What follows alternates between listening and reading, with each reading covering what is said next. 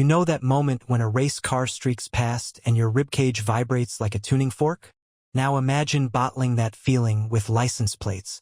Today, we're counting down the top 7 road cars with race engines. Machines that didn't merely borrow a vibe from Motorsport, they lifted the beating heart straight out of the pit lane and dropped it into something you could technically drive to the grocery store. Buckle up. Drop your dream pick in the comments as we go. And tell me which one you'd actually daily.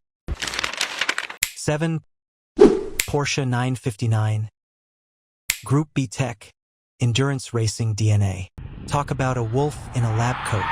The Porsche 959 looks like a 911 that got a PhD in aerodynamics and a minor in witchcraft. Under that smooth body sits a 2.85-liter twin-turbo flat-six with water-cooled heads and dry sump lubrication. An engine architecture that shares deep lineage with Porsche's Group C endurance monsters like the 956/962. It wasn't a marketing exercise. It was a playground for race technology. Sequential turbocharging, all-wheel drive, hollow spoke wheels, tire pressure monitoring, active aerodynamics, all baked in to survive hours of abuse. On the road, the 959 is so composed it feels like cheating. You floor it, the small turbo wakes up first, then the big one shoves you into tomorrow. Picture a perfectly ironed road while your face gets slightly rearranged. If you had to pick one super tech from the 959 to teleport into your current car, sequential turbos, early TPMS, or adaptive AWD, which would you choose and why? The 959 wasn't a 911 with bolt-ons. It was racing R&D disguised as a production halo. 6. Ford RS200. An RS200 evolution. This is the car you get when engineers don't ask if they should, only if they can. The Ford RS200 was built to conquer Group B rally with a mid-engine layout, advanced AWD, and a combat-ready suspension. The road versions, especially the RS200 Evolution, packed rally-spec YB Series 4-cylinder engines with wild tuning potential. North of 500 horsepower in Evo trim wasn't science fiction. It was Tuesday. From idle, it's all chatter and impatience. Boost hits like a door being kicked in.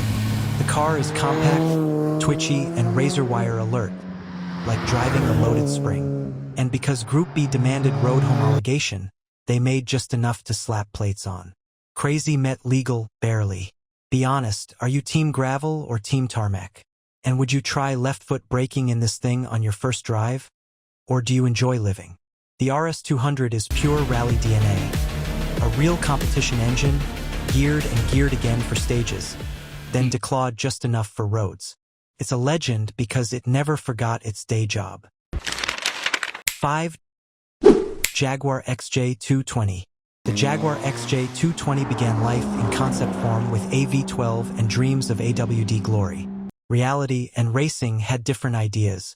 The car ended up with a 3.5-liter twin-turbo V6 derived from the MG Metro 6 R4 rally program, further developed by Tom Walkinshaw Racing. That engine lineage also fed into Jaguar's Group C efforts. Translation: its heart was built for violence, then tuned for road manners. On throttle, it's a long, low cathedral of boost.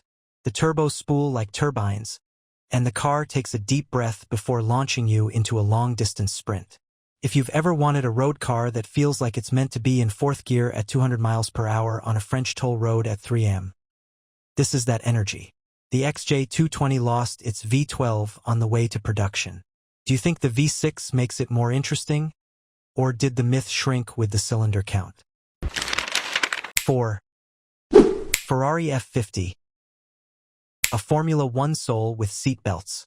The Ferrari F50 didn't just borrow a vibe from F1. It borrowed the blueprint. Its 4.7-liter naturally aspirated V12 traces its architecture to Ferrari's early 90s 3.5-liter F1 engines, stretched, reworked, and bolted directly to the carbon tub. It's a literal stressed member of the chassis like a race car. The result? Every vibration, every combustion pulse, every micro-event in the crankcase is piped into your bones. Drive it and there's zero insulation. Throttle inputs are musical notes. No turbos, no filters, no mercy. Just a race-bred engine that wants revs and respect. The F50 doesn't do casual. It does sacred. If you could only hear one car at full song from this list, are you picking the F50's V12 or saving your ears for number 1? It's the closest Ferrari ever came to issuing a road-legal F1 thesis. The motor isn't inspired by racing. It is racing DNA, raw and reverent. 3. Mercedes-Benz CLK GTR Straßenversion. Built to win in FIA GT1, the CLK GTR race car was a sledgehammer wearing a 3-pointed star. Homologation demanded street versions, the Straßenversion, and those got a closely related 6.9-liter AMG V12 evolved from the racing program's 6.0-liter layout. The cabin feels like a carbon tunnel with a leather seat. The view is pure prototype. Everything is business, no wasted shapes, no fluff. On throttle, torque arrives like a tide. Then the revs harden. It's not playful like a junior sports car. It's sovereign. You don't toss a CLK GTR. You request permission and file a flight plan. Would you rather have the CLK GTR's gravitas in your garage, or the lighter, more radical number 2 coming next? Drop your pick and your best argument. It's the most race car first, road car second Mercedes of the modern era. The motor's blood type is octane. 2. Porsche 911 GT1 Straßenversion. When Porsche wanted GT1 glory in the late 90s, they took the 911 idea and stuffed it into a carbon fiber proto 911 silhouette with a mid-mounted engine derived from their Le Mans program. The 911 GT1 Straßenversion got a road-usable twin-turbo flat-six born from the same family that powered endurance legends. Think dry sump lubrication, massive intercooling, and internals built to survive 24 hours at full chat. 1. Nissan R390 GT1 road car, Le Mans twin-turbo.